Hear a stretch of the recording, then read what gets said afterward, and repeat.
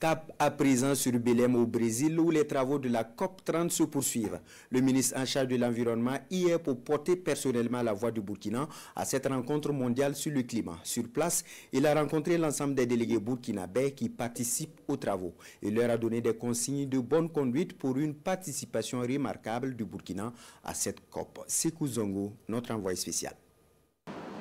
Le ministre de l'Environnement, de l'Eau et de l'Assainissement à la rencontre de l'ensemble des délégués pays à la COP30.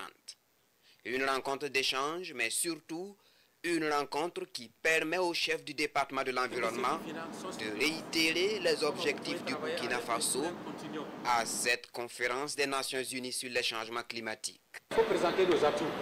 En matière de réforme, nous sommes engagés, le gouvernement est déterminé. Quand vous allez les croiser, il faut insister. Vous négociez et les finalités, c'est selon les visions du pays. Également, nous sommes à Belém, nous représentons le pays.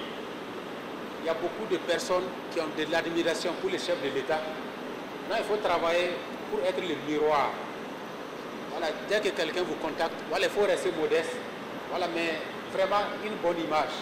Il s'agit pour ces délégués d'être des ambassadeurs du pays sans pour autant s'écarter de la raison principale de leur présence en terre brésilienne.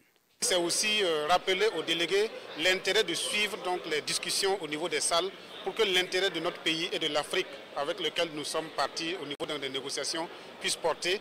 Et vous savez qu'il y a vraiment des intérêts en ce qui concerne les questions liées à l'adaptation et à la mobilisation des finances. Donc Monsieur le ministre a rappelé donc, la conduite que les délégués doivent avoir. Il ne s'agit donc pas d'une foire, mais d'une mission d'expertise et de patriotisme qui leur est confiée. Le ministre Roger Barrot félicite l'ensemble des acteurs pour les différents sacrifices consentis, tout en les invitant à prendre d'assaut les salles de négociation, armées de patriotisme et de perspicacité.